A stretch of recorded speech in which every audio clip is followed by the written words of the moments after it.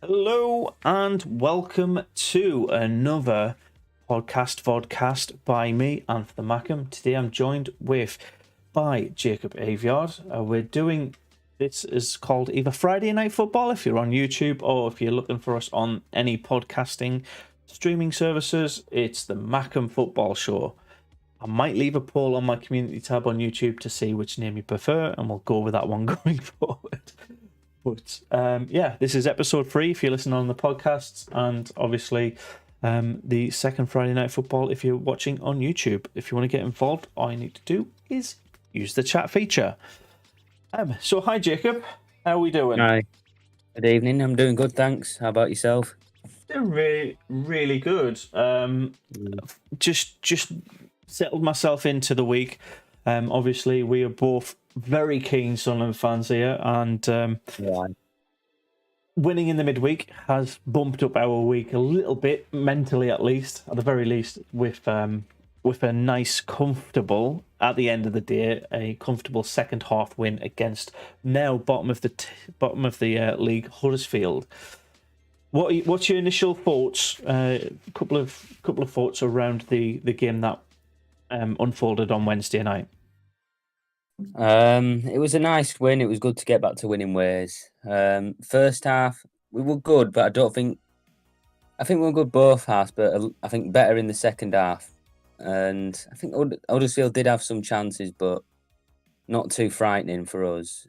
And we had an opportunity at one point where our player was sort of at the side and he kicked it and it just went wide past the goal. And and the weather wasn't good either. It was like, I'm surprised the game didn't get called off in a way, but yeah, the weather in the first half was a massive contributing factor to how that unfolded. We did look, like you said, the better team, but Huddersfield weren't without chances. I think in the entire game, I can remember Patterson making 2 saves, and they were straight at him and slowed down by the weather, the pitch being that wet. The ball was slowed down and made it a nice, comfortable, easy saves for him. Tiger, hello, welcome along on the YouTube chat.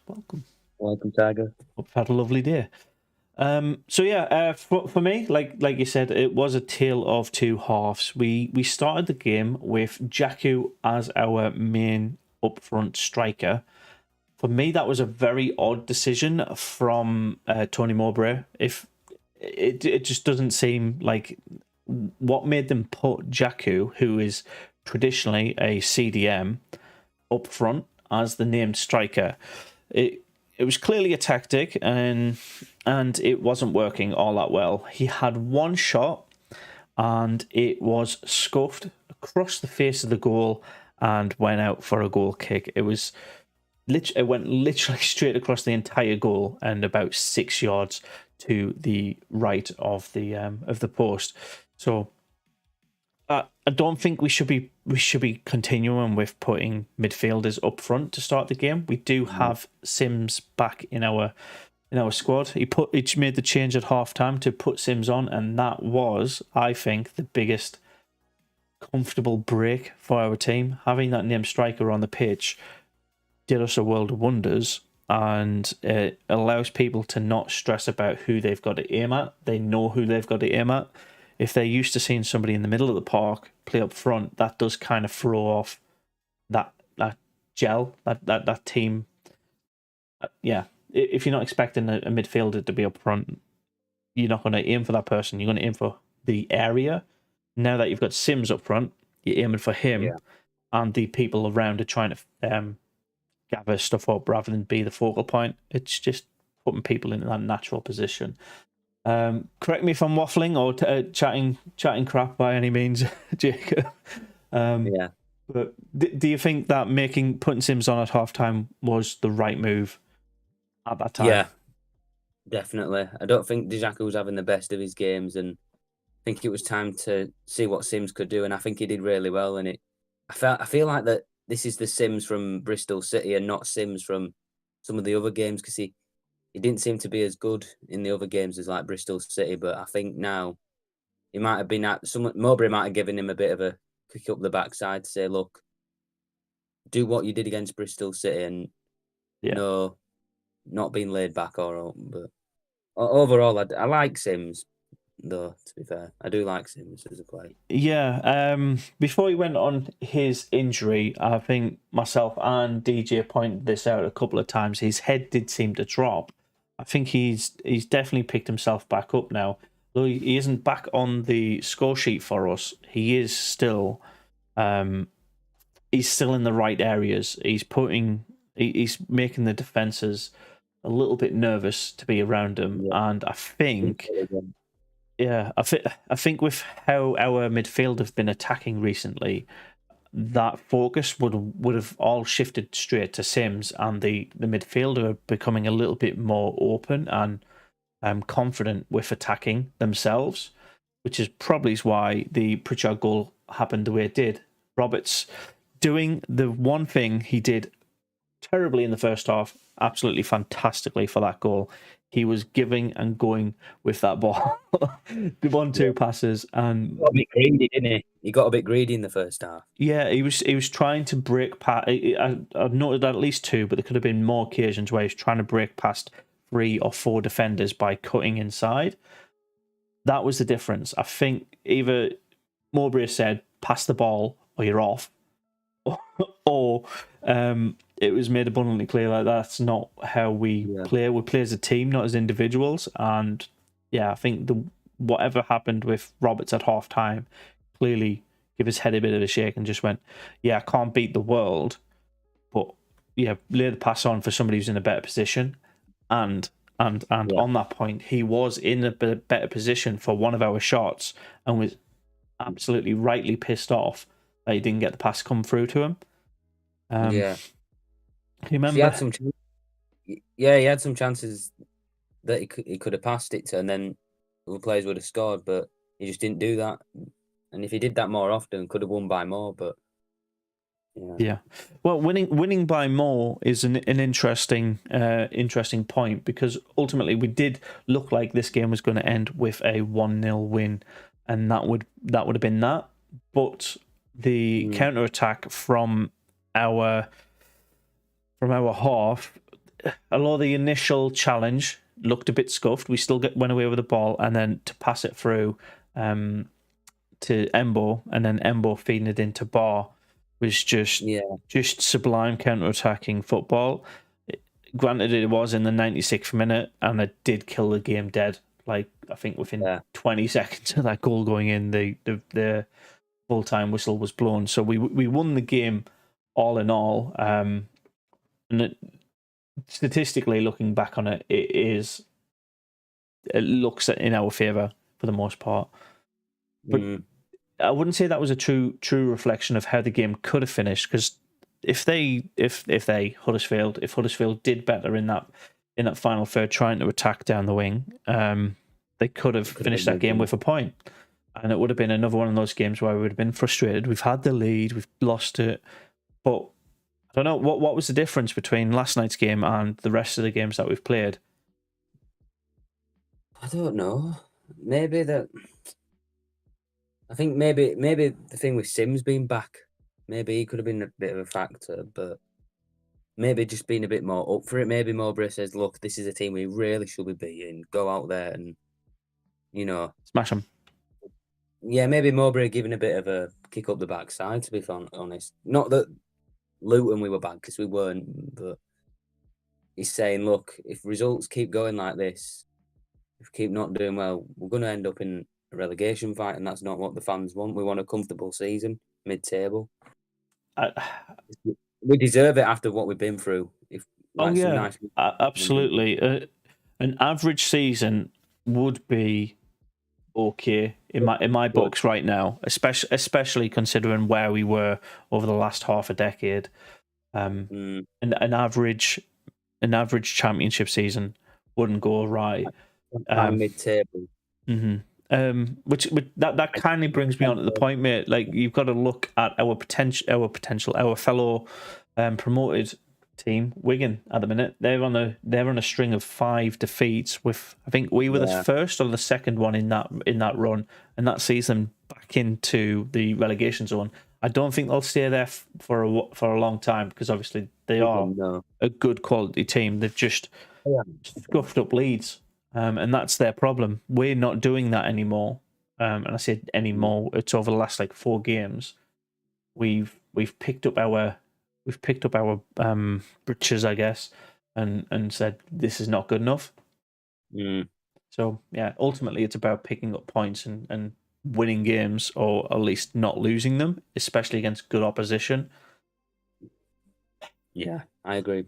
And yeah, we've got the World Cup break coming up soon as well. We've got 2 more games before a good mandated break of solid month for us. So do you think that's going to be a contributing factor to how the season's going to start or restart? Do you think teams are going to come back and either flop? Yeah. Like, do you think Burnley are going to stay at the top? Do you think teams like Stoke are going to stay at the bottom, or the bottom bit? Let's say they're only like 2 points behind us, but you know what I mean? Yeah. So in some ways, it could maybe actually. Some people say no, it might not benefit. It'd be awful for the relegation teams, but in some ways, it could benefit them because the manager could say if they've got no international players, they could keep doing training, and manager could motivate them to do better or something.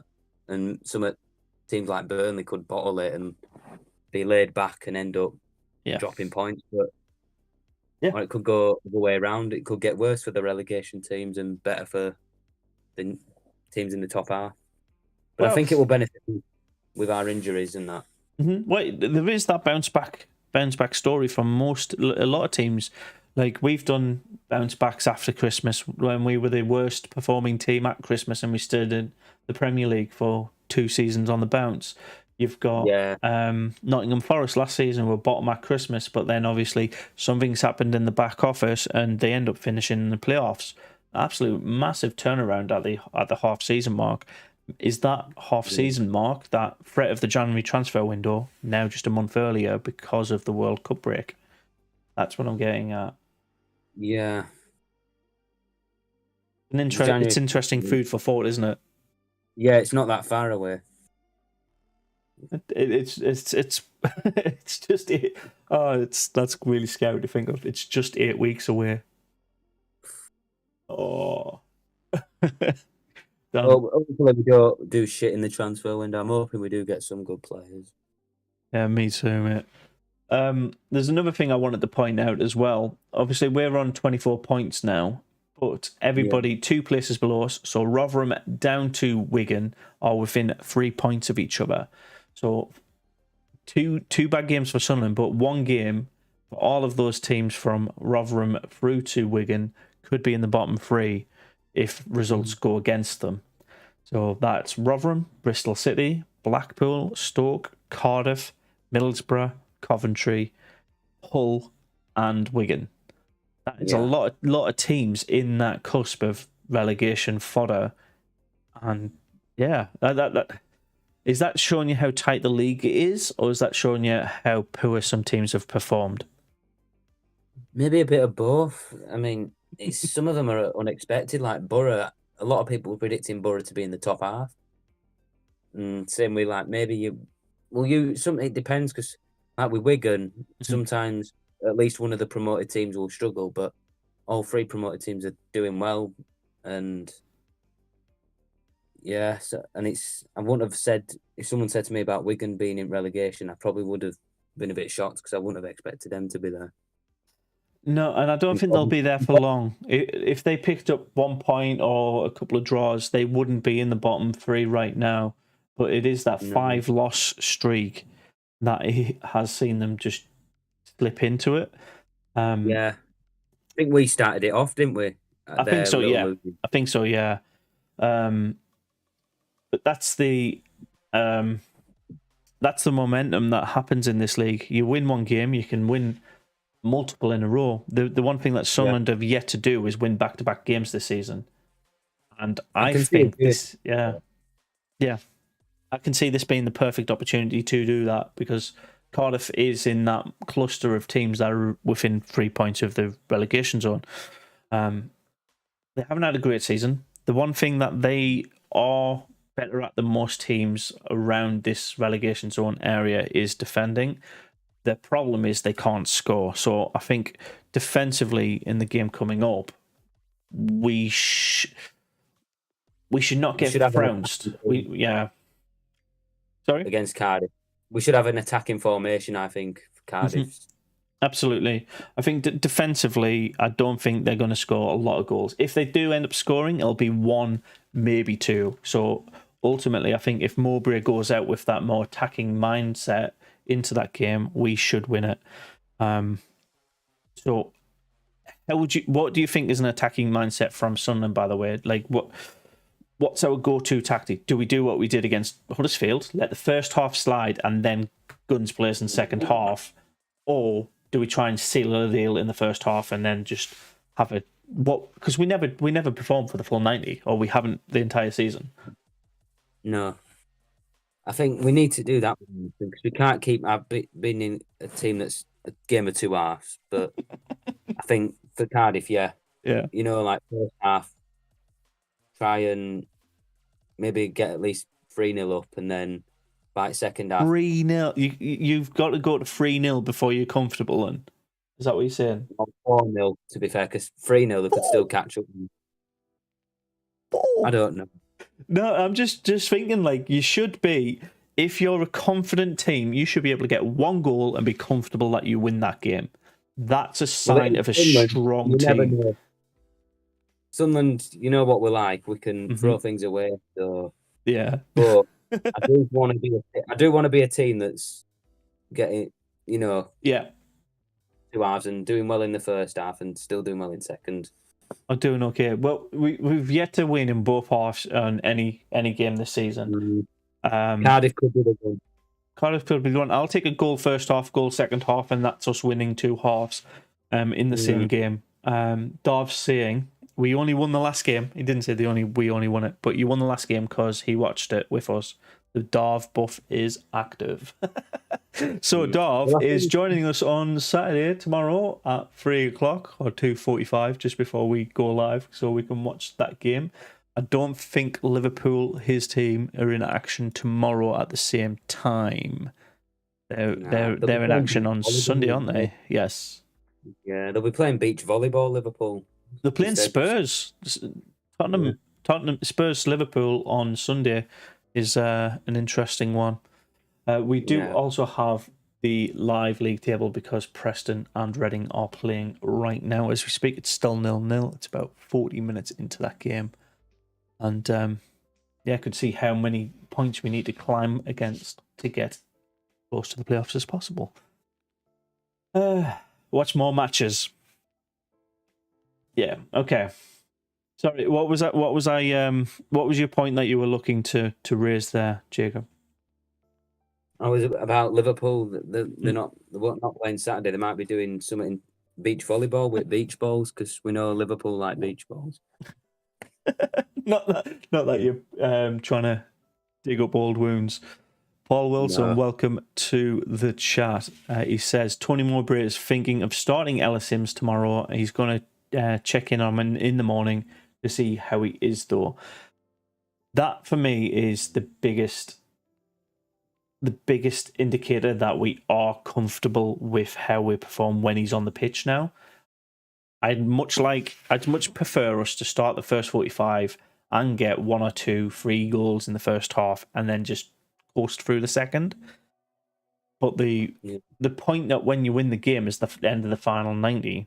So if it is a case we have a mediocre first half, like we did against Huddersfield, and then come out guns blazing in the second half, I'd much prefer the latter. Anything to get the win.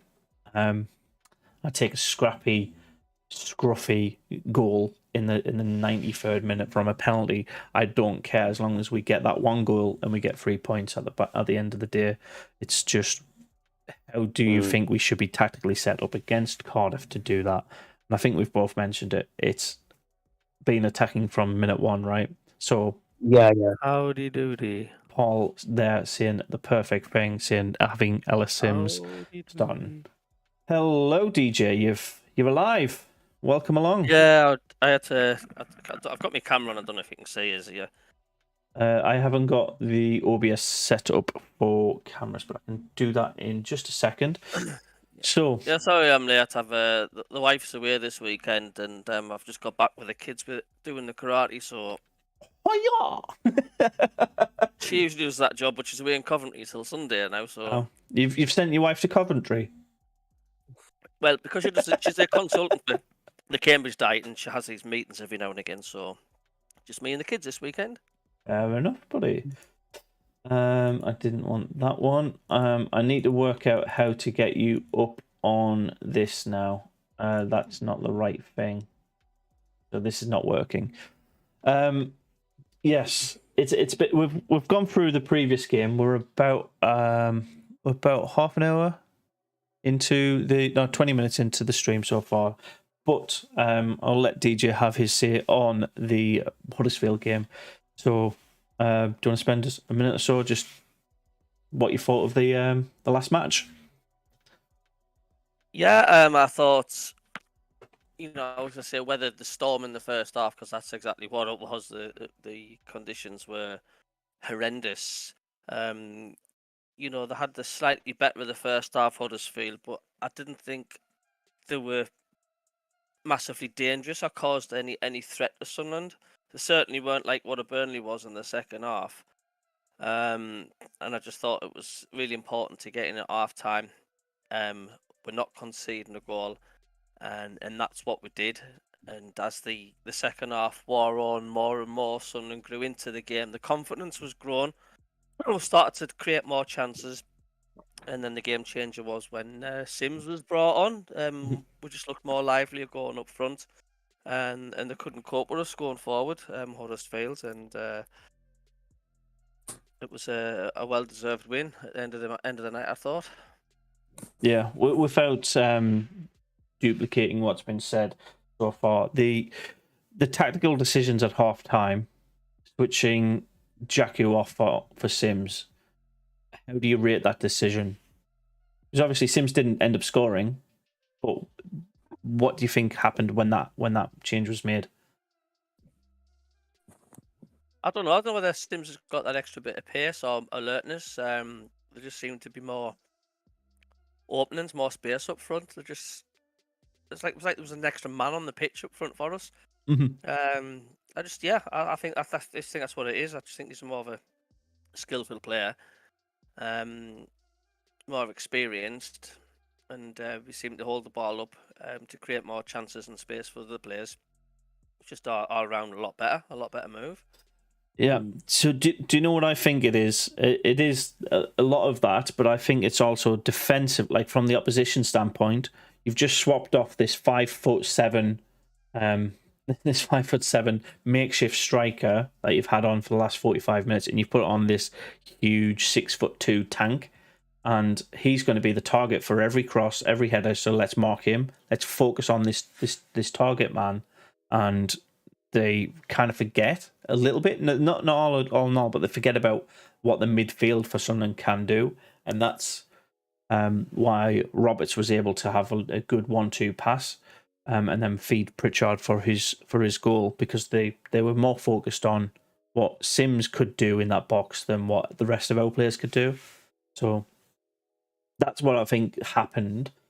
Do you think that will work against teams like Cardiff, though, coming up this weekend? I don't see why not. I don't think there's much as a threat Cardiff than like your Norwich and your Coventries and your Burnleys and stuff. So yeah, in terms of threats from Cardiff, they are joint worst scorers in this league with Preston North End, both on 14 goals after 20 and 18 games respectively. So they're unlikely to score. If they do score, it's only going to be one at a push 2. So I don't think Sunderland will be setting themselves up defensively. I think it'll be more attacking minded. And like Paul said in the chat a couple of seconds ago, Tony Mowbray is considering putting Sims on from the start, being attacking from the start. Do you think that is going to work against Cardiff? We'll soon find out, won't we? But Mm-hmm. I think it'll be an open game. The first few minutes, I think Cardiff will come out. It'll be a completely different game from what it was against Huddersfield. But yeah, I mean, I think Sunderland, as we're starting to get our players back, Sims are starting to come into it. I think we'll start seeing Sunderland really up in the gear, especially if they started Sims and I would think Juice and Bennett on the up front. And then we'll get Stewart coming back. Obviously, not this match, but I do think we're going to have too much for a lot of teams in this division. I agree. A lot of which teams are you thinking about though? Are you thinking about everybody that's currently below us, or are you thinking about literally every single team? Is there any teams that you wouldn't? The only teams I would say that are just and not massively ahead of us, but I think the only one I think that really stands out is Burnley. Currently league leaders, yeah. Makes sense. Norwich played well at the Stadium and Light, but I think we could get something out of them. And the likes of Sheffield United, Blackburn, and this and that and the other, we're more than we can hold our own. Yeah, of course we can. I mean, don't forget we were hard done by decisions against Blackburn and Sheffield United. Really, put it this way. I think when we get back to our full strength, there's no reason why we can't make the playoffs this season. Don't forget we've got a transfer window coming up, but we've got a lot of talented lads on that squad that seem to know each other well. Passing some of the passing moves that we've been doing. I mean, if we looked at the first goal that Pritchard scored, it was a lovely passing move, and if we can keep that going, I do think we'll be up there. There's not many teams that better than our squad. Oh, speaking of goals, by the way, I've got a YouTube Shorts playlist, which if you're watching back this on a VOD, I'll put in like the top corner. You can watch all of the Sunderland goals so far with my lovely commentary over. And yeah, every goal we've scored this season has been from open play. Every single one. A couple have been like one or two after a free kick or a corner, but they've always involved a second player touching the ball before it actually goes in the back of the net. So that's the one thing I think Sunderland do really, really well. We're not reliant on corners. We're not relying on free kicks. We're not relying on penalties to get goals. That for me is fantastic. If you take away everybody else's goals from set pieces, we would be pretty much near the top of the goal scoring chart, probably behind Burnley and I think Watford. Yeah. Tiger says hi, DJ. Hello, Tiger. Oh my god. Don't do that again. The raws are included for free. There you go. I thought of a better place. Is that? Save that as your ringtone if you want DJ saying rah. I didn't hear you there, Jacob. How are you doing, lad? I'm doing good, thank you. What about yourself? Yeah, not too bad. Just glad it's Friday, mate, to be honest with you. I've got a question for you both, though. Did you manage to find out who the Preston manager was? Oh, I'm going to leave this stream in a minute. Like, that's just ridiculous. Hang on a minute, DJ. You wouldn't be saying that if you were telling the joke to Am for me, would you? It's just totally grown old now. That. So 1st of October. Hey. Oh, and if you do hear any bangs or explosions, it's basically Guy Fawkes. Fireworks outside. The dog's generally okay. She might growl or bark at them, so I do apologise if that does happen. But some people are taking it a day early and setting off the fireworks because it's a Friday evening. Right, okay. So we were going to go through last week's set of results bit by bit. So is any of the results from the Tuesday or Wednesday games that you'd like to highlight? If not, I'll go first. The Hull-Middlesbrough game. Hull losing 3-1 at home. Yeah, they're again. Really struggling, aren't they? Yeah, this is their 6th home game, and they've lost 5 of them. Is it the Kassam or the DW? No, I can't remember what the catching a bit. Wigan Thank Stadium. you. Wiggins is DW. DW. Okay, yeah. So it is Hull. That's Kassam, right? So No, Hull, KCOM Stadium, Kassam's KCOM. Oxford United. Stop sponsoring stadiums. Just give it the proper name. Yeah. Their fortress is no longer, right? I know Hull fans have had a bit of a. So at the start of the season, go on, mate. It's a weird season for Hull, isn't it? They've been a bit up and down, haven't they? Yeah. So at the start of the season, I posted a video basically saying I think Hull's going to struggle this season, and they need to look at changing their manager and their owners very soon. And then this Hull fan just basically says you're chatting shit because we've had a new manager, we've had a new gaffer, and we've got a new owner in place. What are you talking about? And I think the proof is in the pudding with what I've said. 3 months down the line, look where they're at and how many of their fans are now saying, we need a new gaffer, we need a new owner, we need some investment in the club, otherwise we're going down. Just because they've just changed their manager or the owner, we're prime example of having shit owners and saying this is not good enough. I don't know why when you apply that logic to another team and say you're getting worried for them, you get all of this like vitriol of you being saying you're just biased against us. It's really not. It's what you see, right? This person, these people in charge at Hull at the moment don't know what they're doing, and it's very clear and obvious. But flipping it back, I think that Hull fan should apologise to you. He should absolutely. He needs to put his arms up and say, "Look, I'm wrong." Yeah, or I was wrong. Exactly. But with that in mind, flipping it back onto the Sunderland perspective, do you think the KFD situation has resolved itself now that we're starting to settle into this championship season?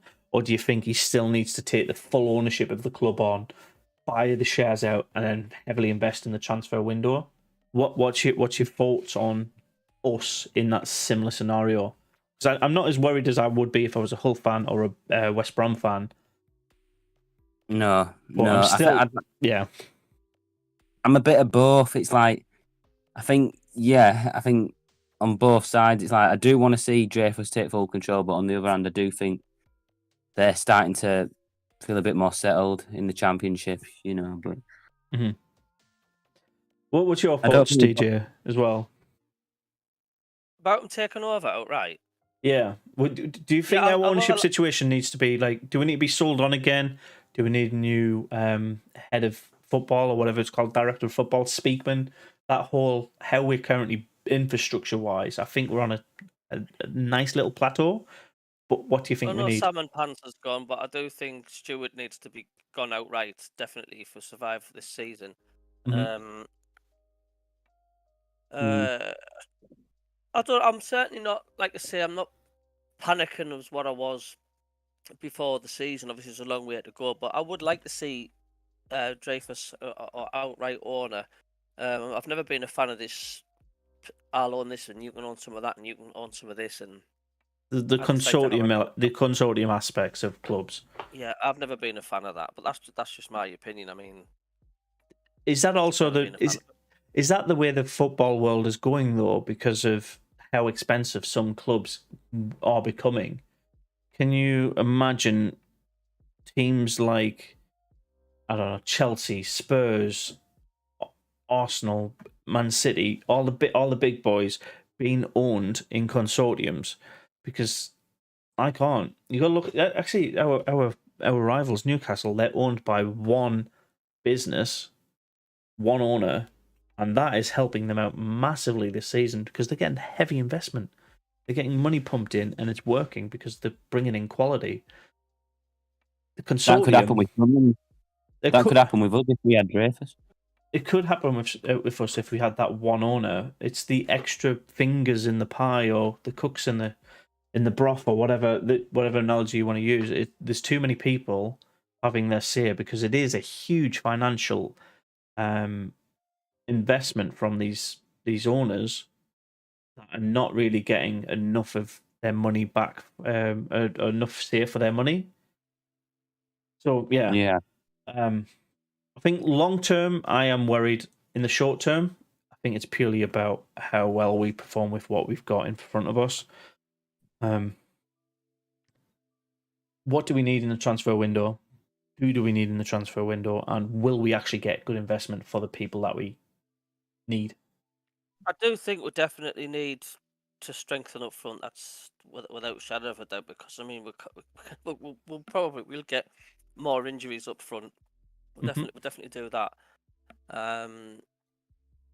Defense, I don't know. I mean, do we need another addition of 2 in defense because we've still got the likes of a couple of players playing out of position. Midfield, we're all right in midfield. It's not too bad. I don't think midfield wise, but I definitely think firepower. Maybe it's another. I don't know. Do we need another goalkeeper? We've got Bass involved, who scored a quality header against the Mags the other night, but he's not seasoned yet, though, is he? That's the thing. No, he's not. We've got a lot of investment in youth. What do you reckon? I mean, do you think our defence is not bad, or do you think we could do with a couple of additions at the back? So, yeah, defensively, we need more players. We've got. If you look on the Sunderland website right now, look at our first team players. We have 7 named defenders. If you have a 4 at the back system and you want to rotate every player at the back in that system week in, week out, we can't do that. Or game in, game out, sorry. Because we haven't got 2 left backs, 2 right backs, and 4 centre backs or 5 centre backs. We've just got 7. We've pretty much got 6 centre backs and 1 wing back. That's it. You've got Niall Huggins, Dennis Serkin, Daniel Bollard, Danny Bath, Bailey Wright, Tri Hume, and Ajay Alessi. With the exception of Tri Hume, they're all centre backs, right? So yes, if we're moving away from the 3 at the back system, we do need a left and right back, a dedicated left and right back. And again, looking at the players in the forward position on the Sunderland website, we actually have more than we think. We have Ella Sims, Ross Stewart, Ahmad, and Jewison Bennett. They're named and listed as our forward players. But Ahmad's not been playing as the striker when we've been without Sims and Stewart. Bennett's come on and played as striker, but I think he needs a bit more game time before he becomes that creative goal scorer that we know he can become. So yeah, I think defensively, mate, yeah, we need more defenders, but I think we need to focus more on strikers. Midfield, we're stacked. We've got 12 midfielders, and they can play anywhere. What's your thoughts, Jacob, mate? Probably somewhat similar to you, really. In terms of what? The defenders, the strikers, which way you lean? Yeah, but I don't know. Maybe a few more strikers, but yeah, still go for some defenders as well. You know, I mean, I would like Semenyo's a player I'd like, but I'm not sure if he'd come to us because he's doing fairly well at Bristol City. But you never know. Because I mean, he did do well at Sunderland, but unfortunately, stupid Phil Parkinson didn't give him a lot of game time. Oh, that was a problem. Yeah, are you talking about the previous player curse there? Because for the first time in, I gotta say, like at least 2 seasons, we actually had a former Huddersfield player play for us in that game and score a goal. That's gotta be nice. Pritchard getting a goal against his former team and doing his ears in the shush celebration. Yeah, Huddersfield fans were proper. They were doing the wanker sign and all, saying "fuck off," because I've been seeing Huddersfield fans, for the vlogging the game and that, and yeah, they were not happy. Oh God. We weren't that bad, or we weren't that hostile to Maguire when he scored his hat trick against us. Not really. We didn't do it when White scored against us either. I mean, there might have been a couple of fans here and there, but like as a collective of fans, it was generally quite civil from Sunderland's perspective. Last season when Flanagan scored against us, for Shrewsbury. Mm-hmm. Oh yeah, I think I believe we ended up winning, didn't we? For it 3-2 Sunderland or something like that. Yeah, but I think we have a little bit of a it's about the karma's coming back and it's helping us out finally. Yeah. So, what should we move on to the predictions for the upcoming matches, don't we now? Yeah. So we obviously have Taking the what lead against Reading. Preston have took the lead against Reading. So let me just load this up. I said Reading were going to win this one 2-1. Jacob, I said 2-1 Preston. and what were you saying, DJ, before the game started? What was your prediction? I don't think I put any predictions in, have I? No, but we can run through them now. You can run through them now. So, I'm going to go for a 3-0 Preston win for this one. really? Are you? I'm guessing you're watching the game on the iFollow. Are they that? No, it's on Sky. Oh, it's on Sky. Oh, there you go. Looking at the stats, mate, it looks very, very cagey. There's been 7 shots in 47 minutes, and only one of them been on target, and that's the Preston one. Shed Evans has just scored. Ched Evans. Wait. Oh no, I thought he was the one that lost his tooth, Evans, but I think that was Brown one. It was Brown, yeah, and that was Blackpool. No, it was Preston, where the player lost his tooth. Yeah, it was Preston. Oh, yeah, it was a 0-0 draw. I know that. Yeah. Moving on tomorrow, there is an early kickoff between 2 really strong teams, Sheffield United and league leaders Burnley. I went for a 1-1 draw because obviously I think they're both really good quality teams recently in the Premier League. Both of them have played each other quite a lot over the last couple of seasons. So yeah, 1-1 draw. Jacob? So Sheffield United and Burnley, I'm going for a 2-2 draw. Perfect. And what are you going for, DJ? That's 12:30 tomorrow. 2-0 Burnley. An away win. Okay. Yeah. Fair enough. And Both good sides. It's going to be a good game. yeah, I agree with that. And obviously, I think with current form factor into account, Burnley are obviously leading it on paper, but football's very, very rarely ever played on paper. But then the next game up is Blackburn Rovers against Huddersfield, and I think I've went with the paper option, the form option, 2-0 Blackburn. Because Huddersfield, I don't think will offer anything away from home, especially against a team like Blackburn. What are you going for, Jacob? 4-0 Blackburn. The form guide's dictating that one. What about you, DJ? I think Huddersfield will score first, and then full-time score be 3-1 to Blackburn. Nice. I like the idea of them scoring because they didn't look that poor against us, did they? They looked like they could do it, but they just weren't in it on the day. The next game up is Blackpool versus Luton Town. This one, I've gone for a 0-0 draw. I just don't think either of these teams will give that much of a shit about this game. Blackpool might want to get a couple of extra points to stay away from that bottom 3, but I think there's ultimately much worse teams in that bottom half of the table, and point will be enough for them. So yeah, KG 0-0. Jacob? I said 2-1 Luton. An away win. Okay.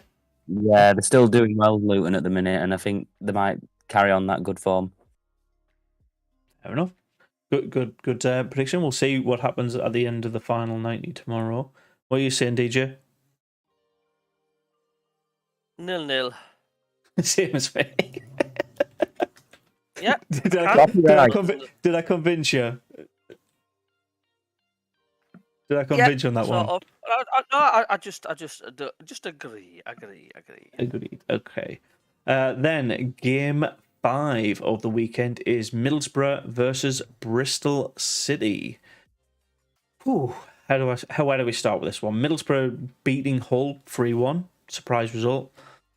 Bristol City losing. So you think Middlesbrough should be winning, the momentum's in their favour. No, you can never trust Middlesbrough to do what you expect. I'm going to say a 2-1 away win for Bristol. I said a 1-1 draw. I'm going to go 2-0 Middlesbrough.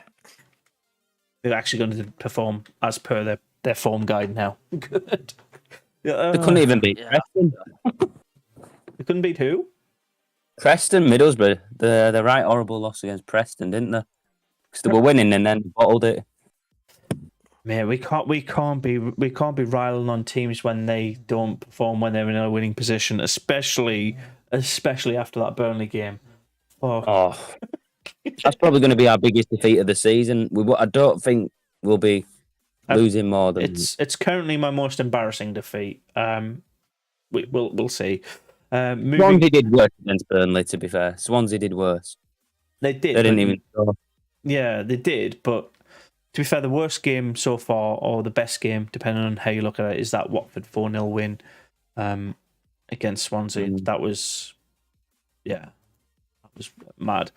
Right, game 6, Millwall versus Hull City. I went for a comfortable 3-1 home win for Millwall. I think, however, I have overhyped Millwall over the last couple of weeks, and they've started to tail off, getting ready for that World Cup break, having a few bevies before Christmas, doing the shopping, whatever they want to do in this 4-week break. But yeah, I'm still going to go with a 3-1 win. What you saying, Jacob? 1-0 Millwall. I think it might be a fairly tight game, to be fair. So I know Hull are not good, but you just never know, do you? So I think Millwall might just scrap it a bit. 1-0 Millwall. Fair enough. It's the Lions versus the Tigers, isn't it? Yeah. Yeah. The felines. DJ, what you say, mate? I'm going to go for an edgy 1-0 win to Hull. Oh, that'd be a right run against their form. Okay. Well, I think they're due. I think, you're not going to... I just think they're due something. I was going to... I don't think it'll be a massive trounce, but I think it'll be an edgy 1-0. Yeah, I thought you were going to say no team wins like that, loses that many times in a row, but then I was just about to say, look at Wigan. Wigan have been poor since our game. Next up, QPR versus West Bromwich Albion. West Brom coming out with a surprise win on the midweek, but I'm still going to back the home team here. I'm saying 2-1. I do think West Brom is starting to fix themselves up a little bit, but they've got a lot of work to do. Jacob? QPR 3, West Brom 0. I think West Brom, they're just not in good form at the minute, and QPR is a tough team. And ever since that we drew 2-2 with them, they've been on a fairly good form of QPR. Yeah, they're in the top 6 for... Is it top 6? Yeah, top the 4. The goalkeeper their goalkeeper likes to score a few goals, and we can say that from an experience. Yeah, please don't remind me on that one. No, I'm still scarred from it as well. DJ, what are you going for on that one? I'm going for 1-1. Okay, point on us even would be... to be fair, I think that's still a bit of a shock, because West Brom are in that 23rd spot for a reason. Yeah, we'll see. But good luck. Yeah, but I do think they'll come good, West Brom. I don't think they'll be there by the end of the season. Yeah. Yeah. Good point. Now, game 8 is Rotherham versus Norwich City. I know for a fact that a lot of people are going to back Norwich on this one, but I think this is probably one of their bogey teams. So I'm going to back Rotherham to win this one 1-0. I could be completely wrong, and Norwich completely flounce Rotherham all over the park. But yeah, I think I'm just going to go for a 1-0 win. Jacob? 3-1 win for Norwich. That flouncing that I mentioned. Yeah. And DJ? 2-1 Norwich. 2-1 Norwich. Everybody pretty much, like I said, most people are going and back Norwich on this one just because of the quality they've got in their roster. Stoke City versus Birmingham City, kind of a derby. Two West Midlands based teams. I think Stoke are looking to get something back from this. I'm going to say they're going to score 2 goals, but I think Birmingham will take this game by the scruff of neck and back free. So I'm going for a 2-3 away win. 3-2 away win. There you go. Jacob. Stoke and Birmingham. 2-0 Stoke. Why? Why? I don't know. I mean, they got a good win against Wigan, and I think they could start picking points up, but it is Stoke. You never know, but I don't know. Someone was just telling me Stoke might get a win on this. It could be a good chance for them to go back to winning ways again. Potentially, the Alex Neil effect might come into flourishing now. DJ, what are you saying, buddy? It's at the Bet365 / Britannia / whatever you want to call it now. I think Birmingham, I think, are very poor. I think Stoke's going to come out comfortable 2-0 winners. Oi, copyright. You can copy people's opinions. It's all right. Oh, that's funny. Next up, our boys, Sunderland versus Cardiff City. I don't want to jinx it too much, but I do think that Sunderland should be winning this one, especially if we go out attacking from minute 1. I've gone for a 2-0 home win. Jacob. 3-1 Sunderland. Yeah, good.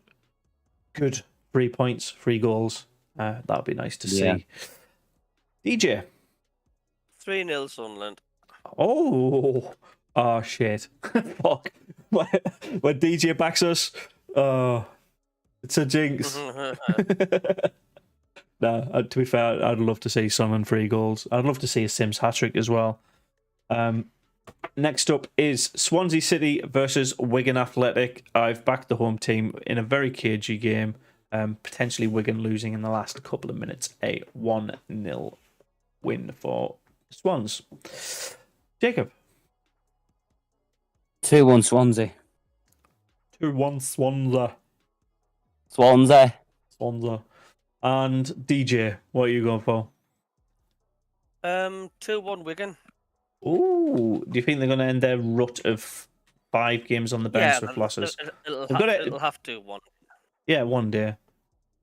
Away from home's a brave choice, but yeah. I think it's going to be one of them funny weekends where I think it'll be a weekend. It'll be a day for the struggling teams. I think a few of them will come good.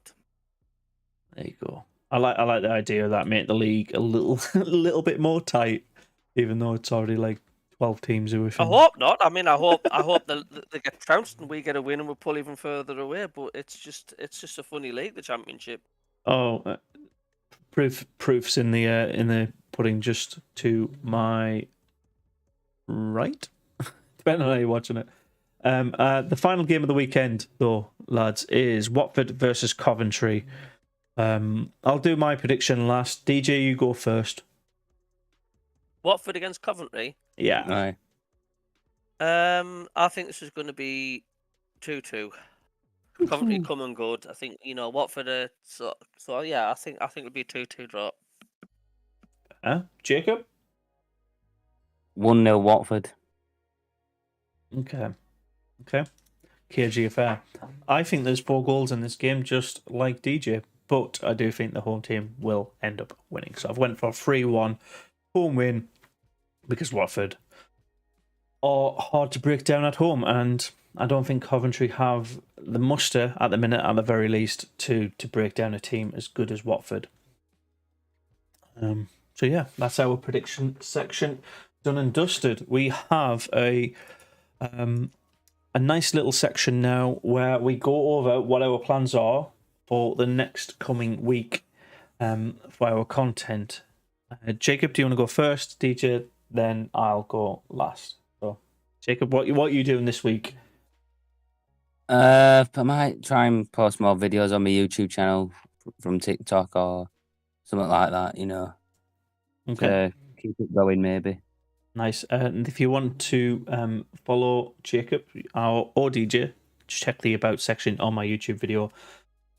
Or if you search Yorkshire Mackem and DJ Earth Crazy Videos SAFC on YouTube, or you just search Anthony Mackem and Yeah, it'll be on this video's bio. DJ, what are you up to on content-wise this coming week? Well, yeah, naturally we're doing the live stream on Saturday. Just the odd funny clip the funny silly clips I do. There's a couple I've just put up on my channel. You want to check them out. The recent one was Jurgen Klopp was asked, does he think Newcastle's a bigger club than Sunderland? Which is go and check that out. Just a bit of silly humour. What did he answer? Do you have to check the video? You have to watch the video to find out. You're gonna have to check the video and then click the like button and click subscribe, and then you're gonna have to have a look at it. It's Yeah. And there's another video I put up. Was quite Ole Gunnar Solskjaer was spotted at the Bristol match, so go and check him out. It's just it's very soccery-amish, but it's quite funny. Yeah. Anything else though, mate? Is that everything? Well, yeah. I mean, obviously we probably chatting a little preview, a little review of the match after the Gubbins, what's happened at the Stadium Light against Cardiff. But yeah, well, I mean, unless we've got a midweek game, have we got a midweek game next week? Friday at Birmingham. Friday. Oh, that'll be on the telly, won't it? Yeah. There's a lot of midweek fixtures as well, which I think we're postponing against Millwall through to the early part of December 3rd. I think that's till. We're getting nearer and nearer as well to the World Cup, so you know. Yeah, I think that was to allow them to play in the EFL Cup. So we've been. Oh, we're at home against Birmingham. No, we're at St Andrews, and that's at like 8:00 at night on a Friday. Ugh. I don't think we've got a very good record at Birmingham. Oh, the last time I went, we won 3-0. Connor Wickham scored. And I was sat on the halfway line in the Birmingham fans, fucking ripping my chair apart. But my record there has been pretty decent against them. Anyways, in terms of what's happening on my channel, you've got obviously the watch along for the game tomorrow. Then obviously a review of all the games that's happened over the weekend. Looking forward to the Tuesday fixtures for the rest of the teams. So long as they're not involved in that, then obviously the watch along again on Friday against Birmingham City. And when I get time to do the goals shorts as well. So that's my content done and dusted. Oh, and you can check us out on any streaming podcasting service, including Spotify. Just search for the Mackem Football Show, and there we are. Friday night's done. I'm going to wrap it up there. Thank you very much, everybody. Thank you, everyone. Much like. Bye.